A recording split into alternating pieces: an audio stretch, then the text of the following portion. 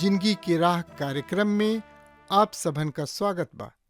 ई कार्यक्रम एगो अवसर देला कि हम बाइबल से जुड़ल चीजन का अध्ययन कर सकें और ई जान सकें कि हमारी जिंदगी खातिर परमेश्वर का इच्छा बा।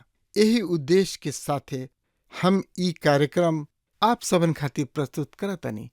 कृपा करके देखी सुनी ताकि परमेश्वर आपकी जिंदगी का मार्गदर्शक ठहरें। यीशु का नाम सुखदाई, भजन करो भाई, ये जीवन दो दिन का।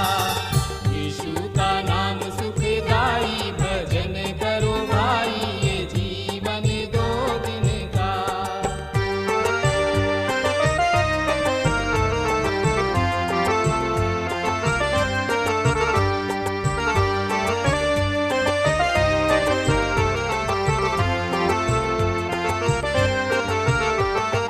ई जिंदगी जैसे बहे बहरिया, ई जिंदगी जैसे बहे बहरिया, ई नहीं माँ उड़ी जाई, भजन करो भाई, ये जीवन दो दिन का। यीशु का नाम सुखदाई, भजन करो भाई, ये जीवन दो दिन का।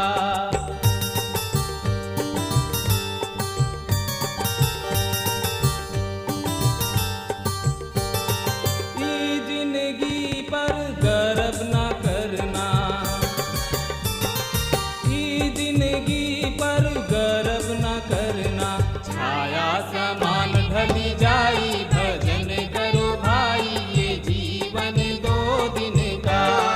यीशु का नाम सुखदाई, भजन करो भाई, ये जीवन दो दिन का। जैसे कि रउआ मालूम बा कि हमनी के एह दिन में हमनी के पुराना नियम से मलाकी नबी के किताब के अध्ययन कर रहल बानी जा। ई पुराना नियम के आखिरी किताब ह। पुराना नियम में कुल 39 किताब बा। मलाकी के किताब के शीर्षक ह रूढ़िवादी सब के फटकार और मलाकी शब्द के अर्थ प्रचारक, प्रीचर, संदेशवाहक। और एह तरी से हमनी के देखतानी जा कि मलाकी परमेश्वर के संदेश की बड़ा ही साफ शब्द में इस्राएल प्रजा तक पहुंचा वताणे और उनकर जौन ढंग बा उ सवाल जवाब के ढंग बा। पिछला कार्यक्रम में हमनी के देखनी हजा कि परमेश्वर ओहनी लोग से कुछ सवाल कर रहल बाणे और पिछला सवाल बा कि हम तोहनी लोग से प्रेम कइले बानी, पर तोहनी लोग ओकरा बदले में हमरा के का देले बाड़ा। इस्राएल प्रजा कहले कि तू कौना बात में हमरा से प्रेम कइले बाड़ा। फिर परमेश्वर ओहनी लोग से सवाल कर रहल बाणे, यदि हम पिता हई त हमार आदर कहवा बा, यदि हम स्वामी हई त हमार भय मानल कहवा बा। ओहनी लोग कहताणे हमनी के कौना बात में तोहरा नाम के तुच्छ जननी हजा। श्रोता मित्र भाई बहन, आज भी परमेश्वर हमनी के ए तरीके सवाल कर रहल बाणे, पर हमनी किने ए सवाल के जवाब का बा। हमनी के एकरा अगला विषय पर विचार करे के। हाँ त प्रिय श्रोता मित्र भाई बहन, मलाकी नबी के किताब में आगे पढ़नी हजा। मलाकी एह अध्याय के 6 से 8 पद के और आज देखे के मलाकी के किताब 1 अध्याय 9 पद से लेके 14 पद के। और हमनी के पिछला कार्यक्रम में देखनी रही जा, परमेश्वर इस्राएल प्रजा से एगो शिकायत करत सुनले बानी। परमेश्वर पिता उनका से कहताने कि फिर जब तोहनी लोग आनहर पशु के बलि चढ़ावेला त का ई बुरा बात ना ह? काहे कि तोहनी लोग हमरा मेज के तुच्छ जानला, जब तोहनी लोग लंगड़ा और रोगी पशु के बलि चढ़ावेला त का ई बुरा काम ना ह? इहे भेंट अपना शासक के पास काहे ना ले जाला लोग? त का तोहनी लोग से प्रसन्न हुई हैं? तोहनी लोग के प्रसन्नता पूर्वक ग्रहण करी हैं। मित्र, यहाँ परमेश्वर पिता साफ कहतानी कि हम ऐसन दोषपूर्ण बलिदान के द्वारा ग्रहण ना करब। हमरा आश्चर्य बा, हम निश्चित रूप से कह सकतानी कि आज परमेश्वर हमनी के कतना ही बलिदान सबके ग्रहण ना करी हैं। हमनी के बतावल गइल बा कि बलिदान चढ़ावे के सेवा याजक कैल करत रहन। आज प्रभु यीशु मसीह के विश्वासी जन जौन भी भेंट बलिदान चढ़ावलन उ पुराना नियम के याजक के समान सेवा करलन। दूसरा पतरस 2 अध्याय के 9 पद के अनुसार पर एगो विश्वासी जन एगो चुनल उहवा राजकीय याजक सब के समाज एगो पवित्र प्रजा हमें। दूसरा शब्द में आज प्रत्येक विश्वासी जन परमेश्वर के उपस्थिति में याजक हमें और ये हमरा अनुग्रह से देखे के बा, हमके उदारता से देवे के बा। पर अनुग्रह के अर्थ ई ना ह कि हम जतना कम से कम हो सके दिही। विदेश सब में कुछ स्थानीय मंडली सब में एगो पवित्रीकरण कमेटी होला जौन की प्रति अतवार के मिलेले। अब पवित्रीकरण से तात्पर्य बा पवित्र वस्तु के दूषित कईल अथवा पवित्र बात के उल्लंघन कईल, जैसे कि चर्च में से कोनो वस्तु चुरा ले होखे, दाम पेटी में दान चोरा ले होखे। ई पवित्रीकरण ह। श्रोता मित्र भाई बहन, इसराइल एह पवित्रीकरण के दोषी रहन।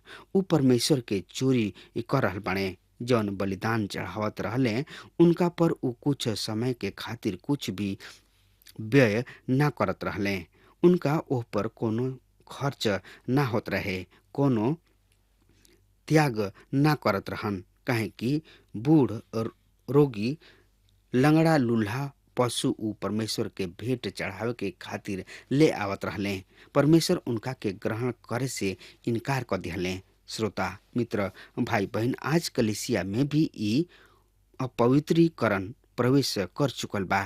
का रउआ जवन कुछ परमेश्वर के आगे अर्पित करीना ओकरा में राउर त्याग बलिदान व शुद्धता सम्मिलित बा?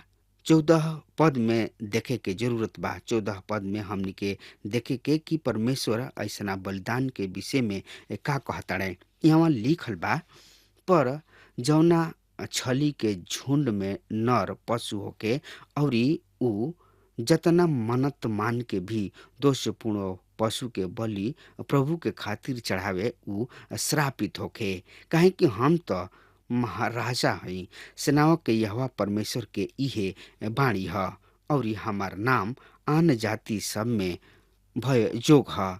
तब 9 पद में हमनी के बतावल गइल बा, मलाकी की किताब 1 अध्याय के 9 पद, पर अब का तू परमेश्वर से विनती ना करब कि उ हमनी लोगन पर अनुग्रह करस?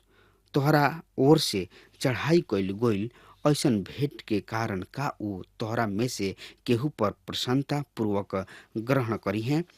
सेनाओं के यहोवा परमेश्वर के इहे वचन ह। श्रोता मित्र भाई बहन, यहाँ परमेश्वर उन्हें दर्शावताणे कि उनकर दिल परमेश्वर के साथ ठीक नइखे, प्रदूषित बा और ओही तरी उनकर भेंट और बलिदान भी प्रदूषित बा, पर उन्हें एकर अनुमति नइखे। परमेश्वर कहताणे कि का ए दशा में हम तोहरा के प्रसन्नता पूर्वक ग्रहण करब? एकदम ना।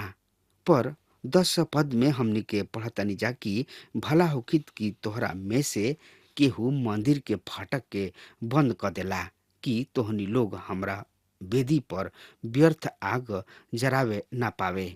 हम तोहरा से प्रसन्न नइखी। सेनावा के यह परमेश्वर के इहे कथन ह और ना तोहरा हाथ के भेंट ग्रहण करब। मित्र, परमेश्वर कहताणे कि तोहनी लोग के कर्म कांड अर्थहीन और ऐसे हम तोहनी लोग से प्रसन्न नइखी, काहे कि उ निरंतर ओही अर्थहीन लाभहीन काम सबके कर रहल बाणे। और तोहन लोग परमेश्वर के आज्ञा के पालन नहीं कर रहल।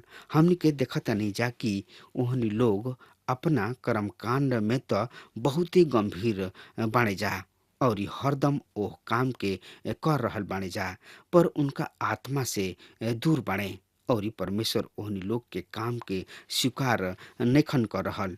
11 से 13 पद में लिखल बा, काहे कि उदांचल से लेके अस्तांचल तक जाति जाति में हमार नाम महान होई और हर एगो स्थान में हमरा नाम पर धूप जरावल जाई और शुद्ध अन्न बलि चढ़ावल जाई, काहे कि जाति जाति में हमार नाम महान होई। सेनावा के यहोवा परमेश्वर के इहे कथन है। पर तोहनी लोग ई कही के ओकरा के अपवित्र ठहरावेला कि यहोवा परमेश्वर के मेज त अशुद्ध बा और ओकरा पर से जवन भोजन वस्तु मिलता उ तुच्छ बा।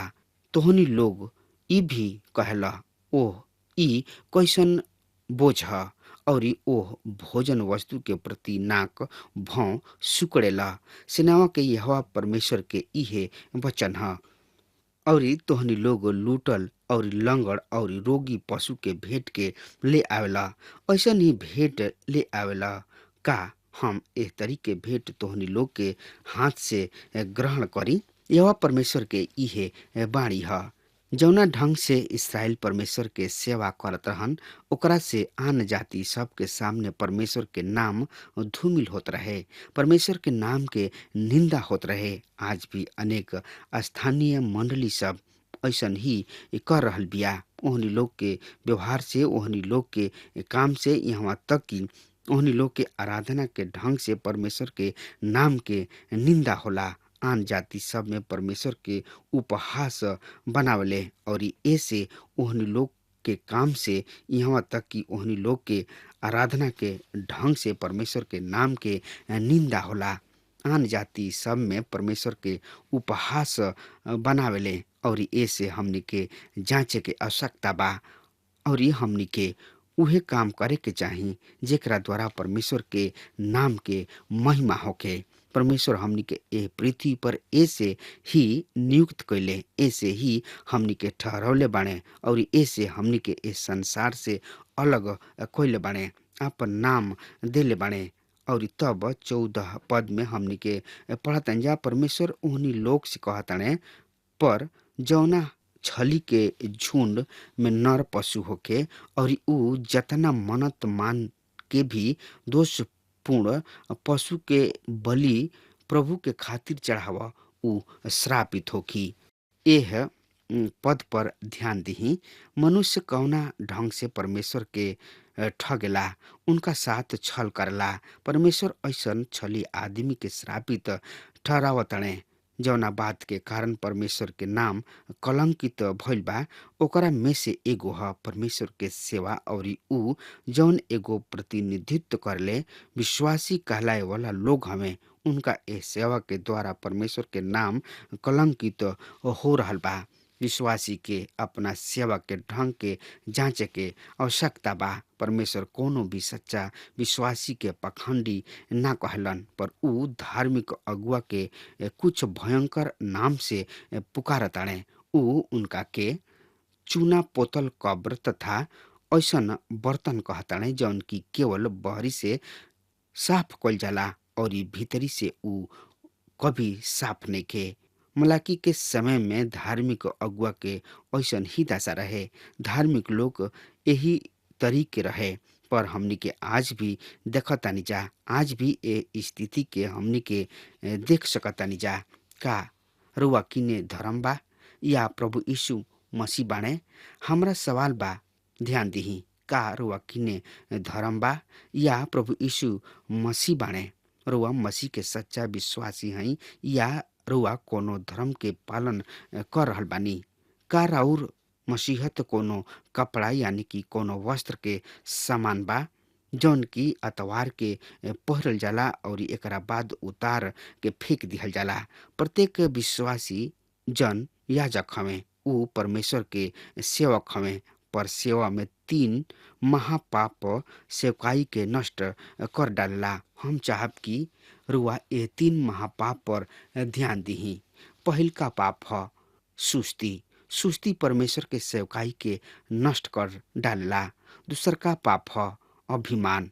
अभिमान पूर्ण अभिलाषा रहे, ई भी परमेश्वर के सेवा के नष्ट करेला। और तीसर का पाप ह उदासीनता तथा अरुचिकर होखल, थकावे वाला या उबाऊ प्रचारक होखल। एकरा द्वारा भी परमेश्वर के सेवकाई नष्ट होला। हमनी के सेवकाई में 3 गो बात पर विशेष ध्यान रखे के बा। और ए तरी प्रवचन के तैयारी में सुस्ती कईल बहुते अभिलाषी होखल, अर्थात सेवा के धन के लाभ होखल।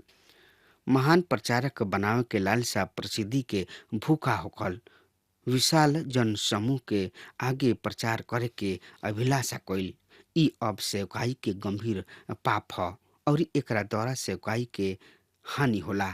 ये अरुचिकर, थकावे वाला, उबाऊ प्रचारक होखल और घमंड पाप ह, जौना के परमेश्वर क्षमा ना करी है। मित्र, संसार के लोग अपन सांसारिक काम के कैसन तैयारी के साथ कैल करलन, ऐसन सुंदरता के साथ वो अपना काम के पेश करले। नाटक के पात्र अपना संवाद के कतना मेहनत से कंठस्थ करलन, तक्का केहू परमेश्वर के सेवक सब के तैयारी के साथ परमेश्वर के सेवा के काहे ना करे के चाही। 14 पद में हमनी के बतावल गइल बा, परमेश्वर कहताने, हम तो महाराजा हई, सेनाओं के यहोवा परमेश्वर के इहे बाणी ह। और हमार नाम आन जाति सब में भय जोग बा। ऐसे जवन दोषपूर्ण पशु के बलि चढ़ावे उ श्रापित होके, काहे कि परमेश्वर तो महाराजा हमें। का रुआ परमेश्वर के स्वीकार करीना? का रुआ परमेश्वर के एगो महाराजा के रूप में आदर दिहिना?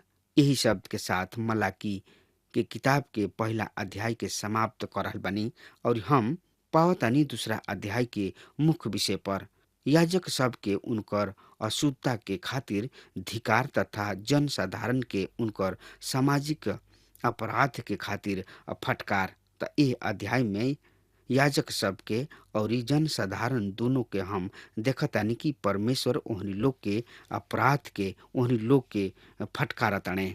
मित्र, ई अध्याय भी याजक सब के संबोधित बा, पर यहाँ हमनी के देखे के कि याजक परमेश्वर के सेवा करे के स्थान पर परमेश्वर से विद्रोह करलन और ई मंदिर में राजकीय सेवा करे के ढंग के द्वारा परमेश्वर के नाम के कलंकित करलन। जबकि वर्तमान समय में पहला पतरस 1-2 अध्याय के 9 पद के अनुसार प्रत्येक सच्चा मसीही विश्वासी परमेश्वर के याजक हमें। ऐसे मलाकी नबी के इ नबूवत जेकर संबंध याजक से बा हमनी के खातिर भी महत्वपूर्ण व अपूर्ण बा। मलाकी के दूसरा अध्याय में परमेश्वर विशेष रूप से याजक सबसे बातचीत कर रहल बने। ओकर मुख्य विषय याजक हमें। उ परमेश्वर के सेवा के स्थान पर परमेश्वर के विरोध करत रहन। उ परमेश्वर के भवन में परमेश्वर के सेवा के यश के धूमिल करत रहले। पहला अध्याय में हमनी के सेवा के देखनी हजा कि याजक परमेश्वर के सेवा के तिरस्कार करत रहले, उनका के तुच्छ समझत रहले और परमेश्वर के सामने बूढ़, बीमार, लंगड़, लूल बलिदान करत रहले।